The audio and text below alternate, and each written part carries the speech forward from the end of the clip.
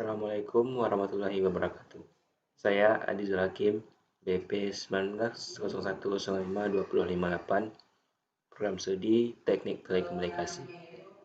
Baiklah, di sini saya akan menjawab jawab UTS Sistem Telekomunikasi. Soal pertama yaitu perbedaan modulasi analog dan modulasi digital.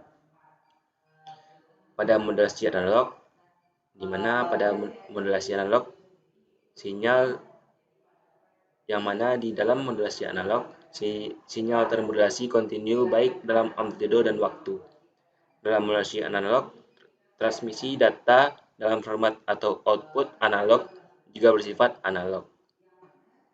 Modulasi analog umumnya lebih unggul daripada modulasi digital karena dalam pengiriman data sinyal analog sudah langsung ditransmisikan dan impedansi modulasi analog lebih murah.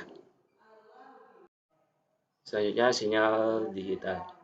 Sinyal pada sinyal digital, sinyal atau pesan termodulasi terpisah dalam waktu ataupun amplitudenya.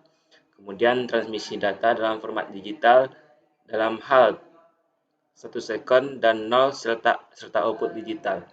Dalam modulasi digital hanya dua nilai yaitu 1 dan 0. Di dalam transmisi modulasi digital, sinyal apapun kurang disukai karena misalnya, jika kita dianggap sebagai sinyal suara transmisi, sinyal suara melalui modulasi digital sangat sulit. Pertama-tama, kita harus melewati ADC atau analog to digital. Kemudian di sisi pemancar, DAC, digital to analog converter, di mana di posisi pengirim untuk penerima sinyal asli, kemudian kurang sensitif terhadap noise, kemudian multiplexing atau banyak gangguan, kemudian implementasi modulasi digital lebih mahal daripada analog. Selanjutnya itu nomor 2. Nomor 2 itu pertanyaannya kenapa sinyal modulasi digital lebih baik daripada sinyal modulasi analog. Karena sinyal digital kecepatan pengirimannya lebih tinggi daripada sinyal analog dan suaranya lebih jelas dan kemudian rentan terhadap noise. Selanjutnya nomor 3 yaitu perbedaan bandwidth sinyal analog dengan hasil konversi sinyal suara ke digital. Menurut saya rentan dinamis dan sistem audio. Maksudnya pengukuran perbedaan antara amplitudo terkecil dan terbesar yang dapat direpresentasikan dalam media digital dan analog berada dalam kedua metode transfer pengiriman serta perilaku yang diperuntukkan sistem karena metode tersebut. Kemudian pilihan frekuensi pengambilan sampel dan sistem digital didasarkan pada teorema pengambilan sampel Nyquist-Shannon yang mana menyatakan bahwa sinyal dapat diproduksi sisanya sampel tersebut diambil pada frekuensi yang lebih besar dari dua bandwidth sinyal frekuensi Nyquist.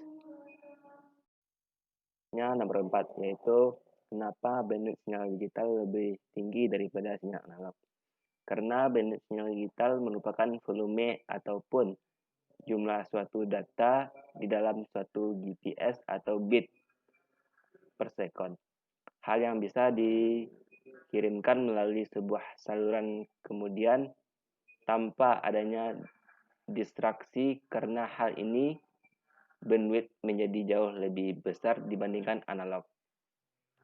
Kemudian karena adanya transisi pada sistem waktu dari durasi bit yang dapat diprediksi sebelumnya, maka antara pengirim dan penerima terjadi proses sinkronisasi pada transisi tersebut, sehingga kebutuhan bandwidth 2 kali lebih besar daripada analog.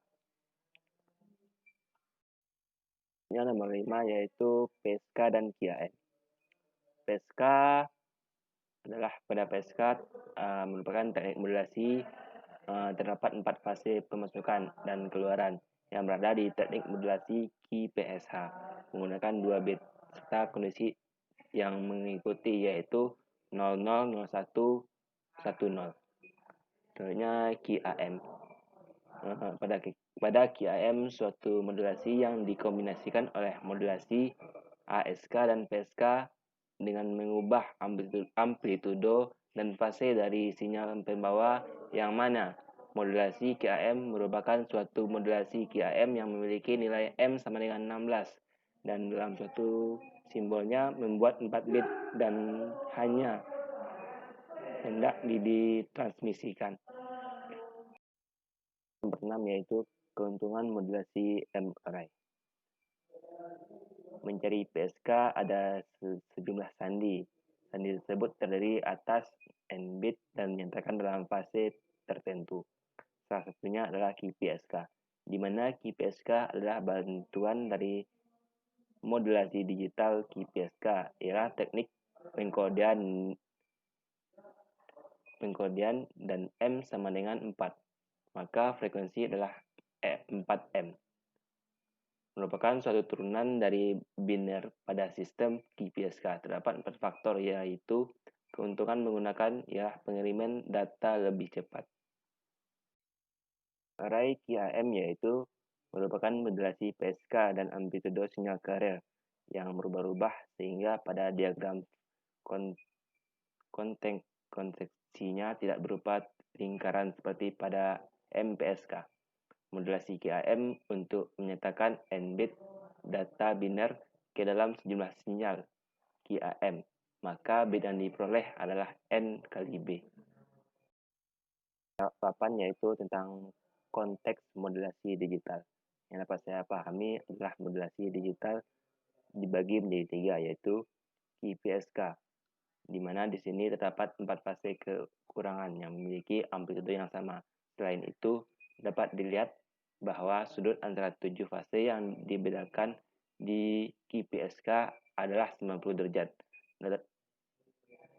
Dan karena itu sinyal QPSK dapat mengalami pergeseran fase hampir lebih dari 45 dan U- dari 45 derajat selama transmisi dan masih dimodulasi di receivers, yaitu modulasi aditif.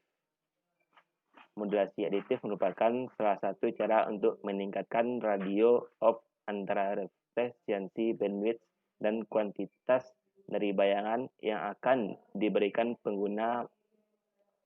Modulasi aditif akan memberikan keuntungan pada lingkungan yang salah satunya berubah-ubah setiap waktu.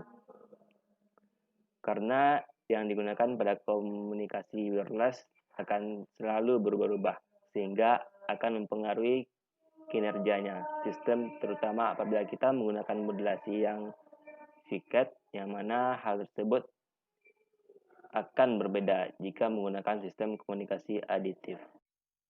Jawaban UTS saya, apabila ada kesalahan atau salah jawaban, saya mohon maaf.